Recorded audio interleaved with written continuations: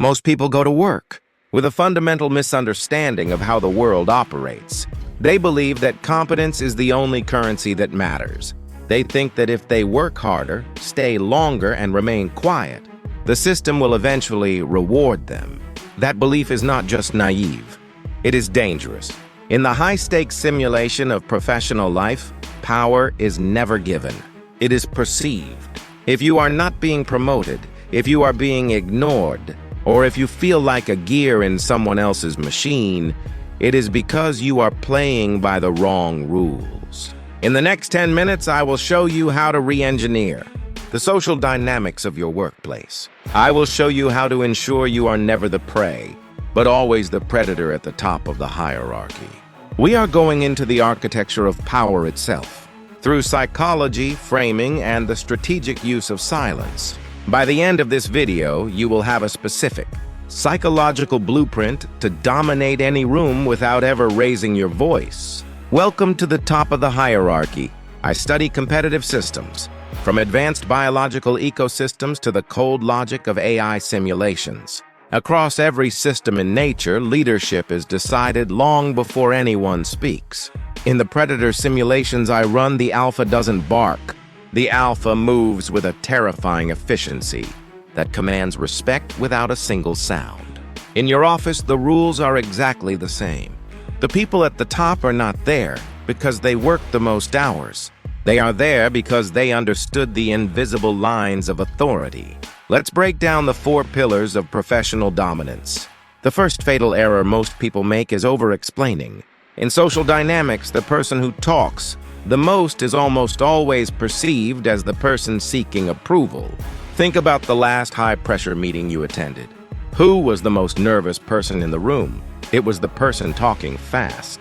The person desperate to justify their position is always the one who loses power. High-status individuals control the timing of the room. They understand the law of silence. When you are challenged, or when someone asks you a difficult question, your instinct is to answer immediately. You feel a biological urge to defend yourself. Ignore that urge.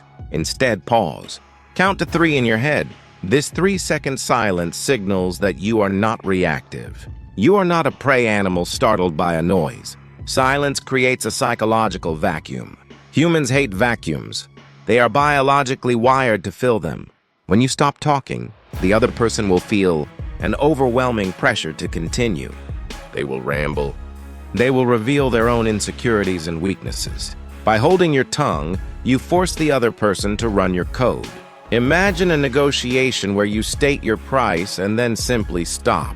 The predator waits. State your status. State your price. Then stop! Silence is strategic pressure. Now let's look at Pillar 2, strategic information asymmetry. In any simulation of conflict, information is the ultimate weapon. Power flows to those who know more than they reveal. Most people suffer from professional transparency. They share their plans, their methods, and their doubts. This makes them entirely predictable. In a competitive system, predictability is death. High performers share results, but they never share their methods. Think about a master magician. If he tells you how the trick works, the magic disappears. But if he only shows you the impossible result, he is a god in your eyes. In the workplace, you must utilize the halo effect. When people see you deliver great results without seeing the struggle, they assume you have unlimited competence. Don't tell your boss how hard the task was. Just deliver. When you make the difficult look easy, your value in the hierarchy skyrockets. While others are wasting energy complaining, you are gathering leverage. Listen to everything. Participate in nothing. Information is leverage. Hoard it until the moment it can be spent for maximum impact. Pillar 3. The internal frame of authority. Authority does not come from your title. It comes from your internal frame. Most people enter a room and scan for who is above them. Their body language automatically shifts. Their voice goes up. Their posture shrinks. This is a prey mindset. To change the power balance, you must engage in cognitive reframing. Stop viewing your superiors as bosses who have power over you. Start viewing them as clients in a simulation. You are a specialist providing a high-value service. This shift in mindset changes your biological signals. Your eye contact becomes steady. Your voice drops into your chest. Instead of asking, "What should I do?" you say, "Here is the plan to achieve our objective."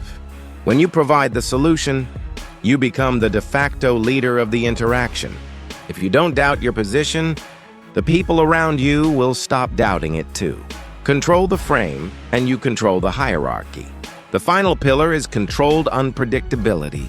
Being too predictable is the quickest way to become exploitable. If you are always agreeable, you become a reliable gear in someone else's machine. You are no longer a person, you are a utility, and utilities are taken for granted. To maintain dominance, you must maintain a steady, professional baseline. But when it truly matters, you must apply a sudden, calculated firmness. One uncompromising no carries more weight than 10,000 weak yeses. In my predator simulations, the most dangerous animal is the one that is calm. Until the moment it isn't. Be professional. Be helpful. Be a team player. But never, under any circumstances, allow yourself to be seen as a pushover. Let them wonder where your limit is. That mystery is your strongest protection. It forces others to treat you with a level of caution and respect that nice people never receive. Here is the counterintuitive truth. Power is not a position on an organizational chart. Power is a psychological agreement between two people. If you refuse to play the role of the subordinate, the role ceases to exist. A promotion doesn't give you power. It only gives you a label. Real dominance is built in the micro-interactions. It is built in the way you hold your gaze. It is built in the 3 seconds of silence after a question. The hierarchy is shifting every single day. Every meeting, every email, every hallway. Conversation is a chance to rewrite the code. If you wait for the world to recognize your value, you will wait until the day you retire. You must claim your space through social dynamics and biological signaling. Your office is a simulation. The question is, are you running the code, or are you just part of the program? The winner is decided by the systems you put in place starting today. If this changed how you see your work, you'll want to see the next simulation. Stay sharp.